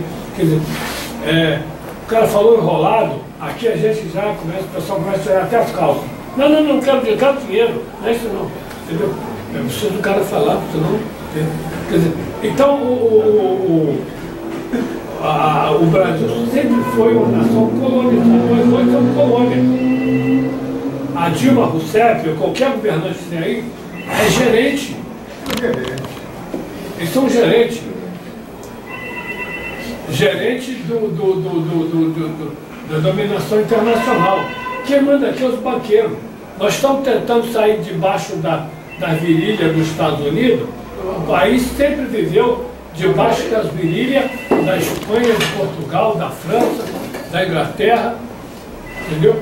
Agora nós estamos saindo da virilha desse pessoal para ir para as axilas da Rússia e da China, com a expectativa de sair das axilas para o ombro, para ficar ombro a ombro. Mas nós nunca, 500 anos de dominação, nós sempre tivemos a esperança e obedecendo e servindo o sistema de dominação internacional. O que a Inglaterra fez aqui, nunca se falou muito sobre isso. A Inglaterra, depois que Portugal largou isso aqui, largou na mão da Inglaterra, que a gente ficou pagando a dívida de Portugal para a Inglaterra. Portugal devia uma dívida imensa à Inglaterra, né? Acho que o negócio é mais ou menos assim. Para a vinda do João para cá, eles arrumaram uma dívida, veio a escolta inglesa, veio não sei o que lá, tal, né? Defendendo Portugal de Napoleão, né? E tal, vieram para aqui e tal, e o Brasil ficou às expensas dos banqueiros da casa de Rothschild, né? Rothschild, que é antigo para caramba, os Rockefeller, não sei se já existia naquela, que não deveria existir, os banqueiros internacionais judeus, aquela de Eduardo Coelho, né? O cara que vinha a escolta, vinha as caravelas e vinha um navio abastecendo as caravelas de víveres. Vinha um navio, eles não vieram descobrir, eles já sabiam que tinha isso aqui. Os franceses já tinham dado aqui, os fenícios, todo mundo conhecia isso aqui. Os portugueses vieram tomar posse, eles descobriram o Brasil, entendeu? E tinha um navio que vinha abastecendo as quadras, a caravana de caravela, né, que tal. Quer dizer, o Brasil sempre teve, Portugal sempre teve endividado com a Inglaterra, né, naquela história de guerra, tal. Quando houve a chamada independência aqui, quando o Brasil se tornou independente, mas foi um acordo em Portugal, vocês assumem a dívida, senão não dou independência a vocês. Quer dizer, e nós estamos pagamos essa dívida. Ela pulou de mão. Hein? Ela saiu de uma mão para outra, né? De uma mão para outra. E a Inglaterra, essas estradas de ferro, todo material que havia da Inglaterra, né? Aquela linha doutora que vai não sei quantos quilômetros do Rio de Janeiro, do estado da Guanabara até Xerém, São Pedro, a serra lá, aqueles tubos, aquilo vinha de fora da Inglaterra, entendeu? Todo o material. Até cano galvanizado há 60, 70 anos atrás ia tudo de fora. Tudo de fora. Não tinha, fabricava aí. Então, quer dizer, os bondes, né? As companhias a Light, né? Entendeu? Exploraram isso aqui, não sei quantos anos. Eles levavam para fora níquel, aquelas moedas de níquel, né? Que você pagava o bonde, né? Ele recolhia aqui e levava os cachorros para fora. Ah, sim, derretia prata, aqueles 50 anos. Escuta, é porque a nossa história ela é uma história bem diferenciada. Cada povo tem sua história. Mas a nossa história, nós mesmos temos dificuldade em compreendê-la. Se você perguntar ao povo brasileiro quem foi Pedro I e Pedro II, ele não vai saber quem é Pedro I nem quem é Pedro II. Alguns pensam até que é um Pedro só, que tem dois nomes, né? Eu tive em Petrópolis há uns 3 meses atrás. Sim. E eu bati um papo, eu, os amigos só do Paraguai, conversamos quase 2 horas com um historiador. O cara tem um acervo, o cara é especialista na história do Brasil, em relação a Dom Pedro I, Pedro II, você só. Eu até queria, um dia eu pudesse ir lá, estar com ele me deu o cartão, porque eu não estou em casa, não tem casa mais, me deu o cartão, nome dele, telefone, tudo. Eu falei para ele que nós íamos fazer esse trabalho com ele. O cara fala muito, mas fala com base. Nós somos aqui na América do Sul a única nação, o único povo que saiu da colônia para o império. Né? Exatamente. Nós somos o único, rapaz. Olha, isto você vê a burguesia nacional, a classe dirigente, faz enaltecer, né? Põe os ossos, não sei de quem, de Petrópolis, leva não sei para onde, depois põe de lá, leva para São Paulo, depois leva para o Rio Grande do Sul. Ele fica alçado andando para cima e para baixo aí, porque ele gosta de iludir, de enganar. Mas, na verdade mesmo, o Império causou um prejuízo muito grande a essa nação. Violentíssimo. Porque, tipo, a a primeira desgraça que o Império fez conosco nos tirou a oportunidade de lutar pela nossa independência. Exatamente. Certo? Então, você colocou a coisa certíssima, foi exatamente isso. É isso aí. Os Estados Unidos não foi colonizado. Os Estados Unidos não foi colônia de ninguém. Os ingleses, quando saíram da Inglaterra para ir para os Estados Unidos, eles saíram para a Nova Inglaterra. Essa coisa é tão importante, esse texto aqui que eu vou falar, que o professor deve saber disso aí. Os ingleses saíram da Inglaterra para criar a Nova Inglaterra. Eles levaram o porquinho, a vaquinha, ferramenta, o galo do guerreiro, o dedo terreiro, levaram tudo que eles tinham, a imprensa, o país. Exato. Levaram tudo que eles tinham para a Nova Inglaterra. Dentro de pouco tempo, a Nova Inglaterra era um país. Agora você vê uma diferença de 20 anos. 20 anos. Tem uma diferença de 20 anos, 24 anos por aí. Besteira assim. Você vê como nós nos transformamos num povo serviçal, né? Porque nós fomos colonizados. Aí o cara disse, não, eu tenho até um amigo meu que é descendente de português. Não, Brasil não é isso não. É sim. A colonização brasileira. E tem coisas que a história começa a mostrar. Lá em Portugal, eles espalhavam aquela mocinha que os pais morriam, que não tinha menino, principalmente menina, que não tinha pai, botavam nos negócios de padre, de irmã, freira, nos colégios de freira, educava as meninas lá e tal. Quando a menina chegava à idade de casamento, aí 14 anos aí para frente, eles apanhavam um navio daqueles lá, enchiam com aquela menina e traziam aqui para o Brasil, para entregar na mão de verdadeiros monstros. Verdadeiros monstros. Aquela gente que estava aqui no Brasil, colonizando naquela época, era o que tinha de pior, de uma brutalidade infinita, de uma monstruosidade infinita.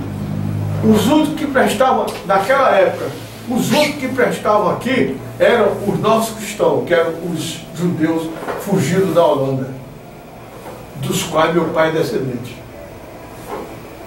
Eram os únicos que prestavam. Eram os únicos brasileiros que sabiam ler, que tinham noção do universo e do mundo. Porque os outros eram os verdadeiros animais que isso aqui foi colonizado. Mas vindo de Portugal, não é o índio não, nem negro não. Portugal. É, os degredados que vinham de lá, os degradados, ladrões, os degradados, e depois voltavam como cidadãos, enriqueciam e voltavam para Portugal como Eles vieram aqui, não vieram aqui para criar um país, vieram aqui para destruir, roubar. A colonização. Eles não vieram aqui como o inglês foi lá criar a Nova Inglaterra, não. A colonização brasileira é de exploração. A colonização americana é de industrialização, entendeu? Os ingleses vieram para os Estados Unidos para progredir e não para explorar.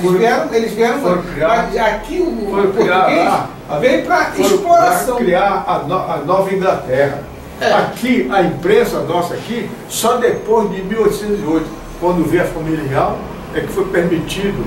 Aqui não tinha nada antes da vida da... Aí eles apresentam isso como uma coisa extraordinária. Não, isso aqui antes da família real vir, não tinha nada. É claro que não tinha nada. Isso aqui era um monturo. Mas era um país. Era um país. Era um país que podia ter sido desenvolvido. Exatamente. Que podia ter sido desenvolvido. Podia ter, inclusive, lutado pela sua independência. E que não lhe foi dada a oportunidade, porque aqui, aquele negócio de vão-se os anéis e fica isso dentro. Uma política safada que se utiliza até hoje. Tem um brasileiro que fala assim: façamos a revolução antes que o povo a faça. Né? Antônio Carlos, aquela avenida Antônio Carlos lá, é aquele cara que fala isso. Façamos a revolução. Aquele negócio da exploração dos espanhóis na América Latina, Espanha e Portugal, aquela história do escritor espanhol que fala sobre a alimentação dos cães com crianças. Na colonização espanhola, quando os espanhóis vieram colonizar a América, né? Eles passaram por aqui, foram para a Argentina, Paraguai, Chile, Cuba, Peru. Eles mataram pouca gente, mataram 30 milhões só de autóctones, segundo o relato desse camarada. Qual é o nome do cara? Foi bem. Bartolomeu, Frei Bartolomeu de Las Casas. Frei Bartolomeu de Las Casas. Que eu indiquei, o Ivo comprou esse livro.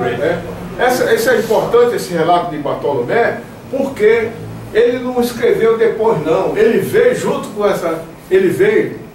a colonização. Ele era um frade, um capuchinho, um capuchinho que veio em nome de Deus e de El Rei, né? Junto com a comissão. Ele ficou tão horrorizado que ele fez um documento para a história, denunciando os crimes. E depois, para não morrer, fugiu para a Inglaterra. Quer dizer, ficar aqui tinha morrido. Sim. Aí ele diz assim: algumas comunidades foram liquidadas de tal maneira que não sobrou nem a língua. Exatamente.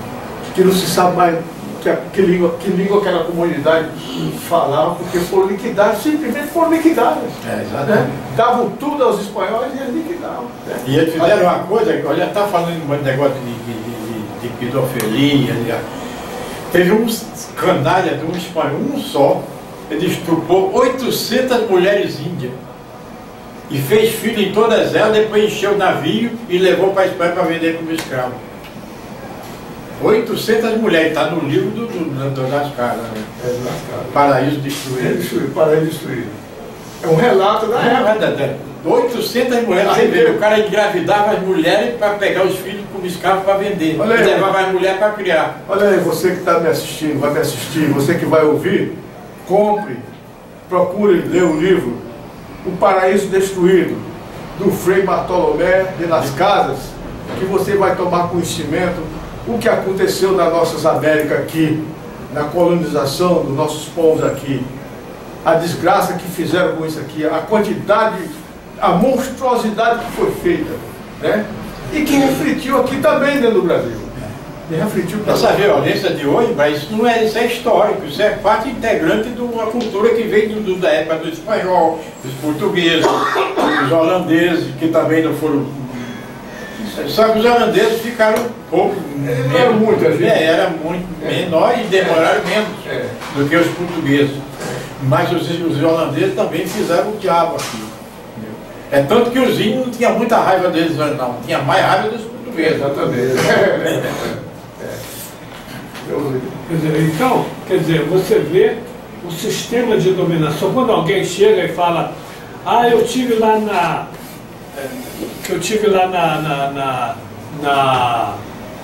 Alemanha. Com aquela sua sobrinha que foi lá, eu nunca vi tanta educação. Eu nunca vi tanta educação como nesses países, não sei das quantas. Mas eu não sabe que aquela educação é as custas do nosso ouro e lágrima. Porque os caras roubavam tanto aqui que dava para sobrar lá naquela terra. Lá. Porque tinha uma ligação aí, tinha a família imperial portuguesa era muito ligada à família imperial inglesa. Então esse negócio do império, Portugal roubava daqui, mas os parentes dele também eram imperadores lá na Inglaterra. E a Inglaterra deitou e rolou em cima disso. E quando a Inglaterra veio aqui, esse negócio dessa guerra do Paraguai, tem muita coisa a ver. Os ingleses forçaram o Brasil a acabar com a escravidão porque ele estava levando prejuízo, porque as bugigangas, a primeira empresa, o país que industrializou foi a Inglaterra. E ela queria vender as bugigangas industriais. A máquina a vapor. Os portugueses, os escravos, a mão de obra escrava, atração animal, forçou o Brasil a acabar com a escravidão e a Inglaterra teve um trabalho tremendo em cima disso. Para vender a máquina a vapor. Os engenhos eram movidos, tinha aquelas rodas gigantes, e naquela roda tinha um ressalto, umas coisas em que os escravos iam pisando ali e a roda ia rodando, né? Eles começavam com a roda enorme, né? Isso ali rodando, e aí ia moendo o caldo de cana lá para fazer a rapadura, para fazer coisa. Esses engenhos eram moídos, era desenvolvido a atração animal e hominal. Você sabe por que se fala feito nas coxas? Por causa da telha, eu achava, eu custei saber disso. Porque eu toquei obra, né? E eu prestava atenção nas telhas, que elas não casavam muito bem, porque umas eram finas na ponta, outras eram mais largas, porque eram feitas, as telhas eram feitas nas coxas dos escravos. O barro, né? Botaram aqui e moldavam. E as coxas das coxas eram diferentes. Isso é contado como um absurdo que se fazia com o ser humano. Imagine se uma coxa de uma pessoa aguenta anos e anos, dias e dias, fazer um tipo de trabalho desse com barro batendo, de que ficava em carne viva. Agora, o que me chama a atenção desse negócio, cara, o Chico Anísio falou uma coisa muito interessante que ninguém prestou atenção a isso. Ele falou que o Brasil é o único país do mundo que o povo ri da sua própria miséria. Você encontra um troço desse que o Milton levantou aqui agora, na hora de das coisas, o nego fica rindo e brincando, como se fosse uma coisa banal qualquer, de piada. Cara, mas a riqueza da nossa cultura nos permite dizer também que o que dá para sorrir, dá para chorar. Depende do peso e medida de hora e lugar. Isso aí, você completou. Né? Agora, o que é preciso é levantar, tá vendo? Esse pessoal aí, está surgindo aí e tal, nem sei para quem de onde está vendo isso aí, entendeu?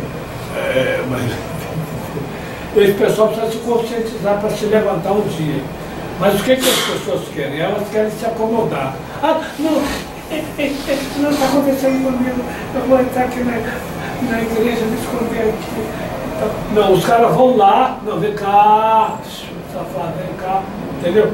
Vão, a exploração do homem pelo homem, ela vai lá. Eu estou viajando de trem, eu tenho me impressionado com o silêncio. Ninguém conversa nada com ninguém. Dentro do trem. Dentro do trem, ninguém conversa nada. O celular, brincando com o celular. Aí um dia desse eu puxei uma conversa com uma mocinha lá, puxei a conversa, ela respondeu ali e eu quis adiantar um pouco mais a coisa, não quero namorar com ela não, eu não estava puxando assunto de namoro não. De repente ela meteu a mão na bolsa, tirou o celular como se o celular estivesse chamando e atendeu. Atendeu e saiu perto de mim. Aí sentou lá longe lá e foi ficar com o celular dela. É assim. Então, nós estamos num momento muito complicado, muito difícil. Agora, como é que vamos adentrar isso? Aí é que tem que ser estudado. Porque a imprensa, aí é que está. Isso que a gente está falando aqui, isso atua pouco direto, assim, mas indiretamente, ou através da rede social, né? Através do Facebook, do sítio, desse aqui, todos esses meios de comunicação, tá? Isso vai despertar, se a gente conseguir falar coisas que a pessoa entenda e acha valor, razão naquilo.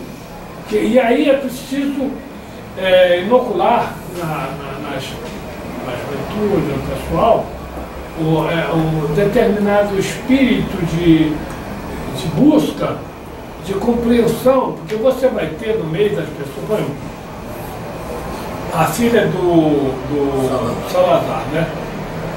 E tem uma filha, tem vários filhos, tem filho e tal, tem neto, tem irmão, mas tem uma filha que se dedica a ler. Todo mundo está lá, ela se dedica a ler. Bom, você tem aí seus netos, né? Meu bisneto. Seu bisneto. Fez a sua faculdade, passou por 3 faculdades. Passou por 3 faculdades. Federal. Não vive na rua conversando, fiado, só vive estudando e tal. O que você falar com ele, eu te respondo. Exatamente. Então, essas pessoas são os espíritos azuis que vão comandar, que vão influir. Então, é preciso que essas pessoas se liguem umas às outras através da rede. A rede não tem que ter só maluco, hack, crack, essa coisa e tal. Mas ela precisa ter na rede, porque é um meio de comunicação, entendeu? Aí é que está, essa tecnologia avançada, ela vai permitir ao homem lutar pela transformação sem aquele método antigo nosso da luta armada. Hoje quem fala, vem com esse discurso vagabundo de luta armada, grande filho da puta, porque a luta armada morre os melhores. Agora os melhores não precisam morrer. O melhor tem que estar lá no computador. Os melhores estão lá no computador, estão na internet. Então, os melhores não precisam ir para a rua sem chegar a hora. Quem está falando isso aqui, eu estou falando para vocês, juventude, que é o seguinte, e eu posso falar, eu tenho 65 mil horas de carta, eu tenho 5 prisão política, regada à tortura. Eu sei o que é o cárcere, sei o que é a tortura. Entendeu? Eu dei minha vida nisso, então eu tenho moral para falar. E eu não sou daqueles que foi preso e abandonou a luta. Eu estou na luta aqui hoje, entendeu? Podia estar em Portugal, podia estar... Eu fui convidado para ir a Portugal, né, com tudo pago lá, essa coisa toda, ficar o tempo que eu quiser, e eu não vou. Não vou para os Estados Unidos, não vou para Portugal, não vou para puta que pariu, nem para o diabo que eu carrego, entendeu? Porque eu sou brasileiro, tenho coisa a fazer aqui. Tenho meus familiares, tenho meus amigos, meus companheiros e minhas obrigações revolucionárias no Brasil. E revolucionário, uma vez o Jarbas Amorim, que foi o criador disso aqui que eu hoje estou exercendo, Eu estava naquela porra louquice, que eu também fui porra louca, no direito meu, na minha infância, na minha juventude. Aí falou assim, ó, o comunista não usa arma, o comunista usa a cabeça. Ele tinha acabado de chegar da China. Por isso que o Geisel, o presidente Geisel, mandou acabar com as cabeças pensantes. Matou todos os comunistas. Foi quando mais morreu comunista, as direções do partido foram eliminadas do governo do Geisel, porque ele achava isso. Também. Todos os intelectuais de nível cultural elevado, ele desapareceu do governo dele, mataram ele. Que era preciso eliminar a cabeça da Hidra, segundo ele chamava. Então, olha, o companheiro está falando aqui da época do general Geisel, que mandou eliminar todos os intelectuais o máximo possível. Foi na época do Geisel que não morreram porque foram para a clandestinidade, se exilaram. Se exilaram, entendeu? Para eliminar as pessoas, porque são as cabeças que pensam. E hoje, as cabeças pensantes não devem ir para a rua de qualquer jeito, deve se preservar. Alguns vagabundinhos e tal, PCR, PCQ, essas merda aí, pode ir para a rua, mas isso não conta não. E fazer marola não derruba a ditadura. A sanha e os caras precisam disso para poder justificar a repressão. Foi isso que aconteceu em 68, né? Nós tínhamos havido o golpe em 64. Em vez da gente se amoitar, né? E fazer o trabalho de sapa por baixo, a gente veio em 68 para a rua fazer acontecer, que não fez coisa nenhuma. E o inimigo viu quanto nós éramos. E decretou as 5. Exatamente. Então, e isso aí nós tivemos prejuízo, que morreram os melhores. Morreu o Sturchenjo, morreu... Ficou um vagabundo aí como Carlos Alberto Muniz e outros, esses vagabundos que estão aí se dando bem, mamando na teta, rico pra caramba, mas os bons morreram, né? Aí aquela porra louquice lá de guerrilha do Araguaia, foi pra lá, morreu os bons lá. Porra louca, mas morreu lá, né? O companheiro morreu um bocado de pessoas inocentes ali. Exatamente. O pessoal fica reclamando. Eu tenho o livro do Hélio Gaspari. Eu tenho os 4 livros do Hélio Gaspari sobre aquilo ali. Exatamente. São então, 4 livros. Então, uma barbaridade. Eu, dizendo sinceramente, eu vi naquele jornal assim, nós estamos no movimento revolucionário, mandava fuzilar os cabeças todinho daquilo ali.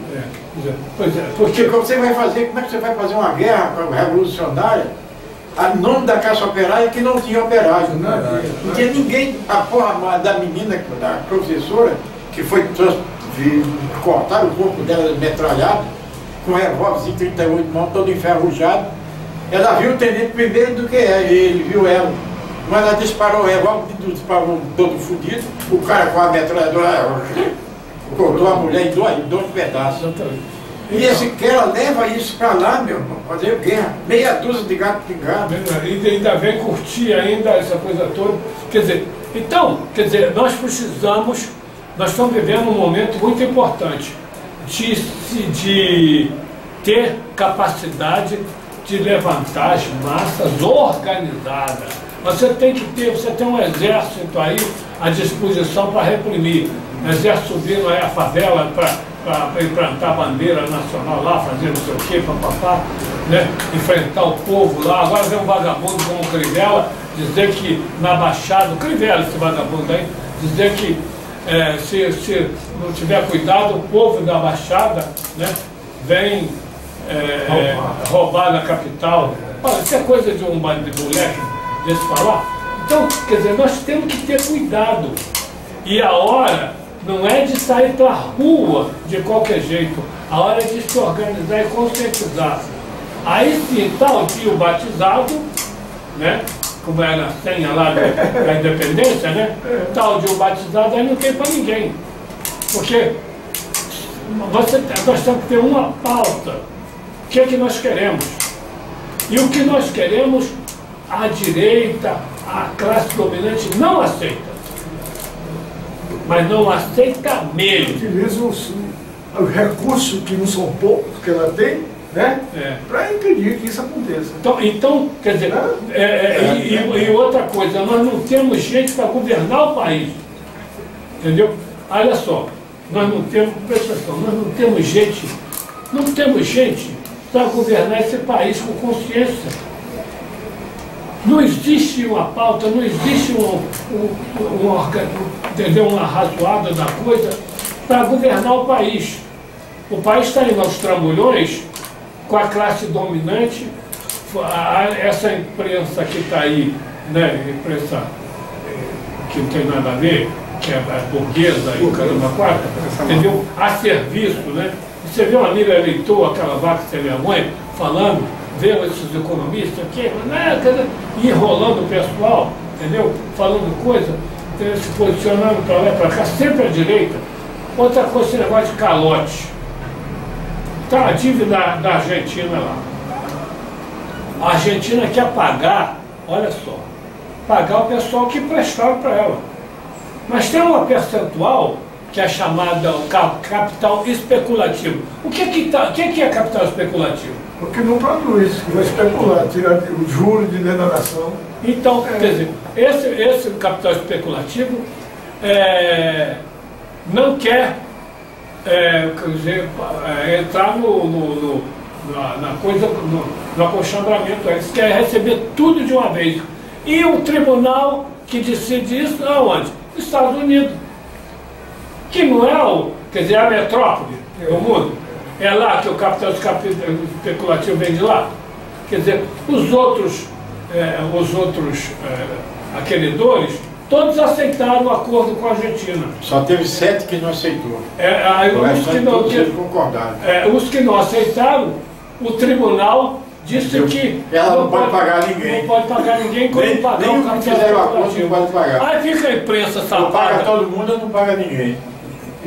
Aí fica a imprensa safada, a imprensa nacional safada, que é Bandeirante, não sei o quê, Globo e tal, metendo pau na Christian, entendeu? No governo que está lá, entendeu? Que não é o governo dos militares que estava lá, que não metia o pau antes, né? Quando estava lá, os caras que hoje estão presos lá, para sempre lá, ou já morreram e tal, ele não metia o pau nessa época não. Mas agora estão metendo pau lá na Argentina e tal, claro, e sabotando, porque o empresário, olha só, o empresariado, ele está preparado para fazer um blackout.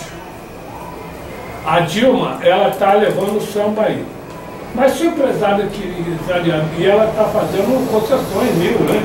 Aí pega um vagabundo como Eric Batista, vai lá dar ele Maracanã, dá o Marini, dá não sei o quê, vagabundo desse ladrão, que a gente não sabe onde ele arrumou essa riqueza.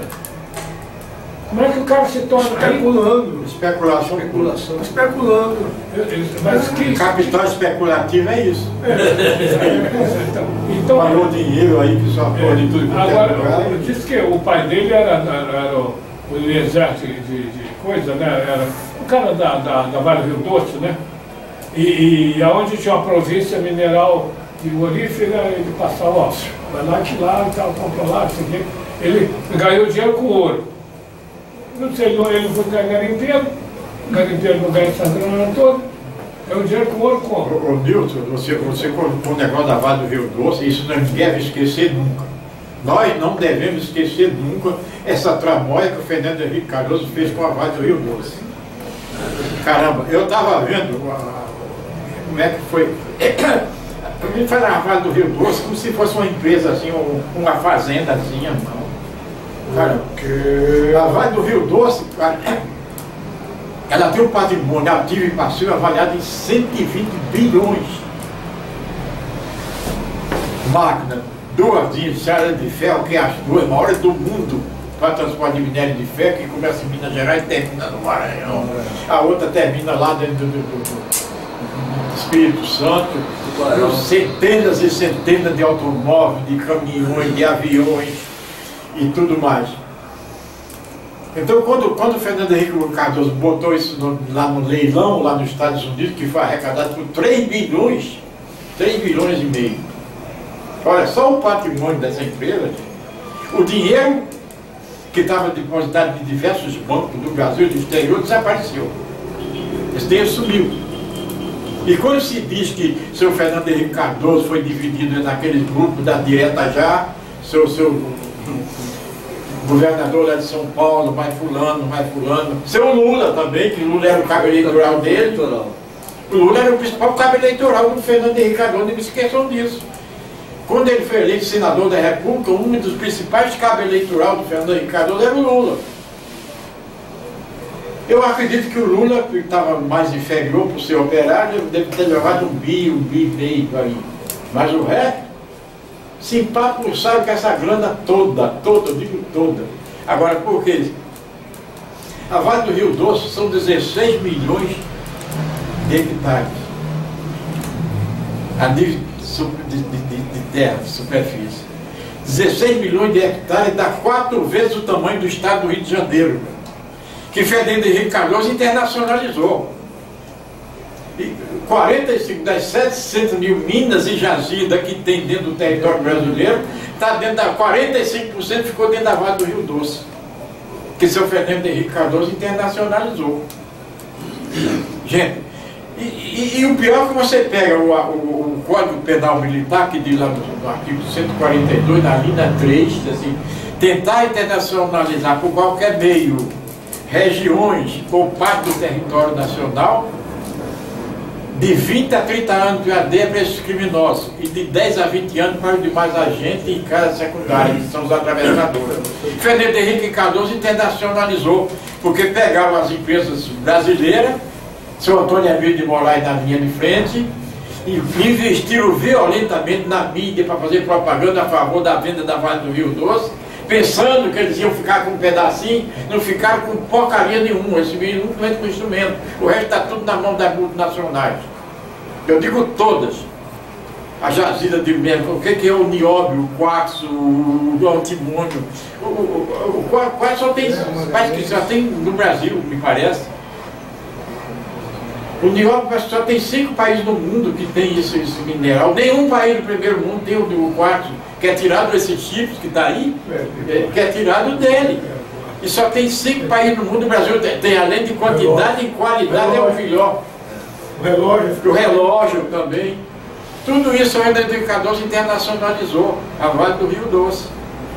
E todo mundo levou esses 52 bilhões que tinha lá, esse dinheiro desapareceu. Simplesmente desapareceu.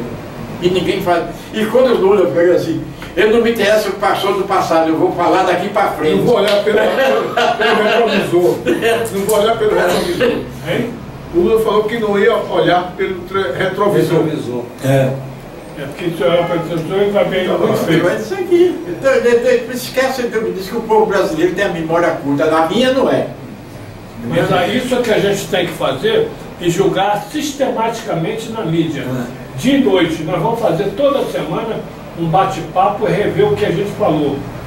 É a contribuição que a gente vai dar, entendeu? Você vem, a gente almoça, faz o bate-papo e bota para as pessoas depois interagir. Hoje isso já vai para ali e a gente quer retorno das pessoas. Porque o que o pessoal precisa de informação. A juventude não sabe de porra nenhuma. E outra coisa, a bibliografia, nós vamos fazer o levantamento de bibliografia para julgar na mídia o pessoal. Para o pessoal ir para julgar na rede aí. Para as pessoas buscarem. Tem pessoa, nós temos 280, nós temos 180 milhões, né? Estimando 200 milhões. 200 milhões. É 190 e pouco. É 200 milhões que já passou. Está estimando, já estou anunciando nas campanhas deles que está estimando 200 milhões. Mas tudo bem. Vamos dizer que se a gente tiver 10% desse pessoal aí esclarecido, mas já vai lutar para isso. Para levar 10% do pessoal. Mas, Nilson, preste atenção, eu estava agora, você fez me lembrar do professor Astorgildo Pereira, que foi um baita do intelectual. E Você conheceu o Astorgildo Pereira? Eu não conheci pessoalmente, não, mas conheço a história dele. Astorgildo Pereira dizia que as escolas foram criadas para educar e preparar o cidadão. Depois dele preparado, formado, escolher seu próprio destino. E se assim não for, você não educa, você aliena. Portanto, não pode haver ingerência nem de partido político, nem de religião. Porque assim você não educa, você aliena. Foi isso que o professor Sergio Pereira falou. E eu concordo com ele. Entendeu? Você não educa. Como é que você pode obrigar uma criança a ter uma religião, você não sabe nem o que é isso? Alienar a criança bem pequenininha. É, alienação é isso. Então a educação brasileira, não se educa ninguém no Brasil, se aliena. A alienação é essa. A religião, quem foi a mãe de Jesus Cristo, uma criança recém-nascida de 8 anos, 7 anos, como é que a criança vai saber? Você prepara para depois de estudar e saber o que é. Aí escolhe a sua própria religião, o seu próprio partido político. Se forma cidadão assim. O Japão faz isso. O japonês faz isso. Entendeu? Ele faz isso da maneira dele lá, mas eles fazem isso. Ele educa, prepara os filhos do japonês para ser japonês mesmo. Entendeu? E começa na primeira infância. O meu sobrinho está lá, morando lá há 14 anos. Ele me contou um fato interessante lá da filha dele, que é japonesa, nascida lá, que é a mais nova. Ela levantou da cadeira e bateu com o braço na outra japonesinha que estava sentada do lado dela. Porque ela não pediu desculpa, a menina foi lá e falou com a professora que a garota levantou e bateu no braço dela e não pediu desculpa. Aí o que aconteceu? Foi chamar o pai dela, o meu sobrinho, lá em casa, para ir lá pedir desculpa em nome da garota. Cultura. Ele deve a rigor esse negócio de educação, a formação deles. Nós vemos aqui agora na Copa do Mundo aí, os japoneses, nas arquibancadas, Catando os... acabou o jogo, a lixarada. estão indo embora, eles estão lá catando lixo. Eles eram um exemplo de... Catando os lixos lá, no estádio. Aqui no estado, No estádio. Os japoneses que tiveram na Copa aí. Deram A exemplo. torcida. Eles fazem agora, tem um óleo de estrangeiro. O meu sobrinho é eletricista. Ele trabalha, ele já trabalhou em umas 7 empresas lá, corre o país inteiro. E ele estava me falando que o carro de direção pode ser faxineiro, pode ser o que for. Mas carro de direção só de japonês. Como é que é? Direção é entregue só japonês. Só de japonês. Até para faxineiro, o encarregado da faxina tem que ser um japonês. Estrangeiro, nunca. Tem lá os Burakumins é quase que uma nação dentro da outra. Eles são japoneses, nascidos e criados no Japão.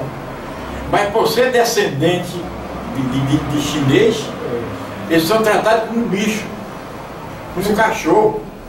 Os filhos não podem fazer faculdade, não podem nem trabalhar nessas poderosas empresas como a Honda, a Mitsubishi. Os filhos não podem. Se quiser fazer uma universidade, tem que ir lá para o interior do país, escondido, para fazer universidade lá. Porque só pelo simples fato de serem descendentes de chinês. Os trabalhadores chineses que trabalham, que falou que são muito poucos, são tratados como um cachorro. Naturalmente, vem desde a época da ocupação da Indochina, né? E é isso aí. É isso aí. Então a cultura dele, para mim não serve isso. Para mim não serve isso. Fechado. Entendeu? Muito fechado. Esse nacionalismo fechado. Bom, mas aí é isso. Então nós vamos dar um fecho aqui, que é hora de apar, né? Vamos encerrar aqui a nossa falação. Voltaremos, vamos jogar isso na rede e voltaremos a corrigir. Houve uma falação nossa aqui, foi jogada aí na rádio, Weber, e ali houve muita falha, muita coisa, mas nós vamos procurar corrigir. E aceitamos qualquer, por exemplo, explanação aqui que algum observador que vai acompanhando a gente achar que está errado, nós estamos aqui para corrigir. Nós somos trabalhadores, não somos intelectuais, né? Compreendemos a nossa maneira. Então tá. Então tá bom. Tchau.